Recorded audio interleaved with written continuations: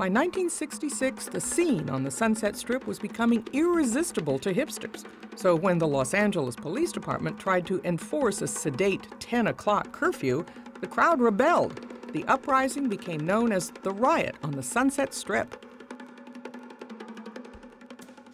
But larger political and social unrest was afoot in the 1960s and 70s, and political activism often took center stage at a music venue where the Improv Comedy Club on Melrose Avenue now stands. It was a blues and folk club called the Ash Grove. It was the must-stop place for everybody playing any kind of traditional music on the West Coast.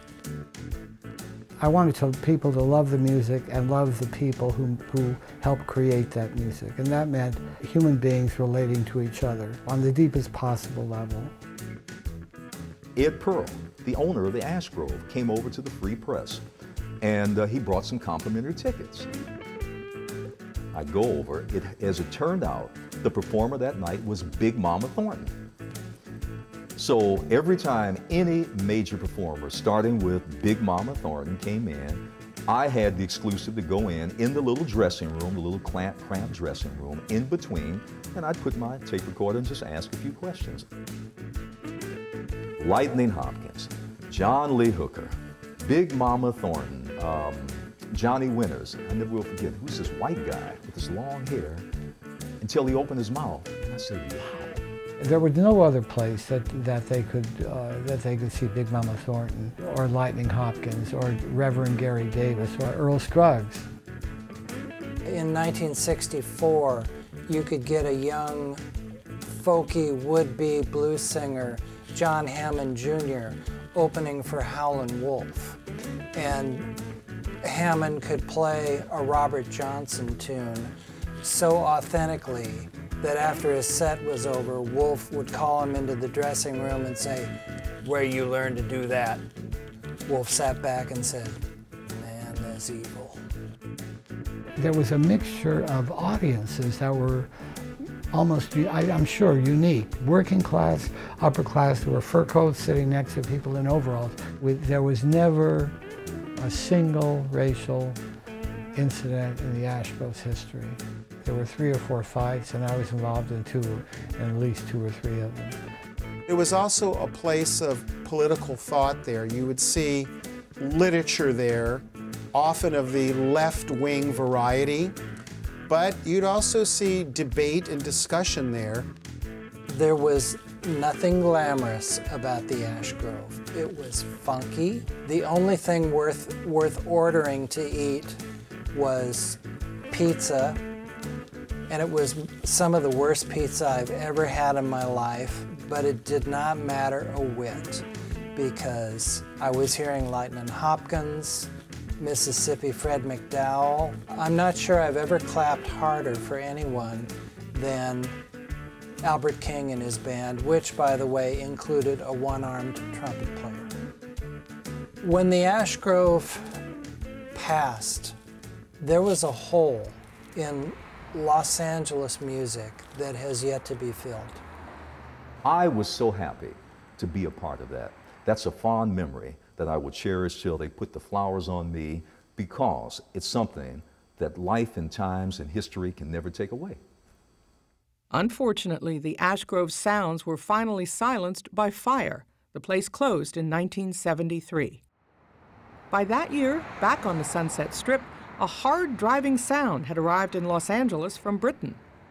Right now, we are at LTD Gallery.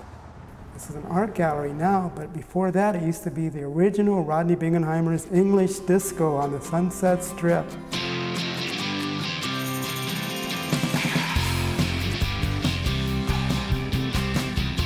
Rodney's English Disco is a phenomenon. We had the mirrored-in dance floor because we wanted people to really dress up, and you can start dancing and just do this little shaking thing, and sometimes on certain notes I'd hit the strobe light, we'd be going with the mirrors and the mirror ball, and everything was really flash. People could be themselves and get outrageous, dancing up a storm and painting lightning bolts on my face.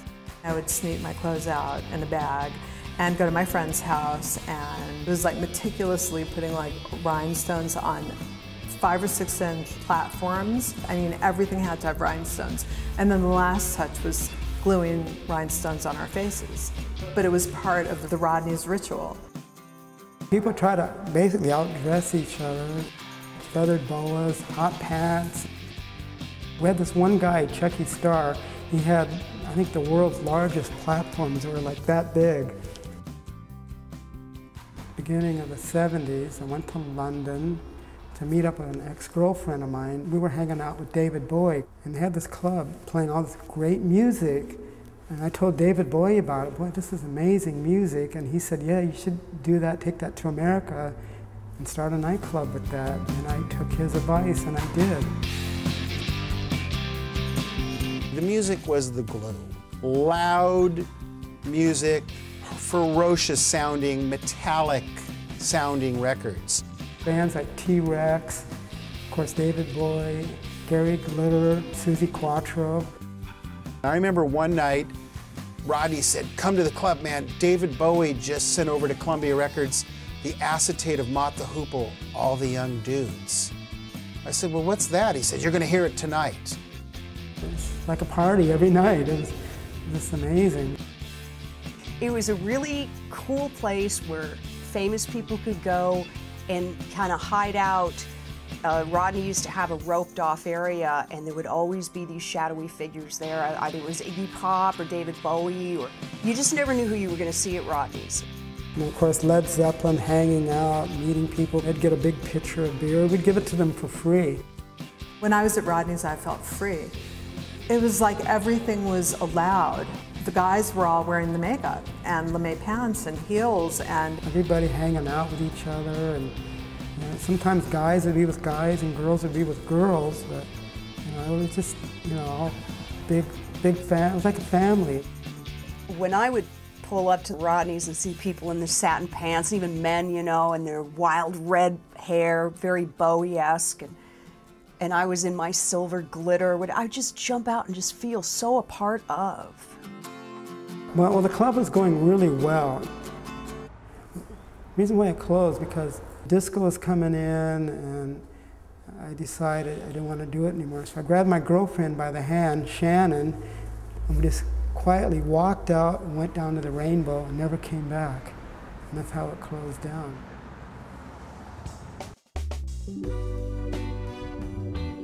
Beyond Hollywood, other neighborhoods were creating their own music and memories in the 1960s and 70s. On LA's East Side, the newborn sounds had a distinctly Chicano beat, and the main drag for the action, Whittier Boulevard. This is our Sunset of the East Side. A lot of history happened here.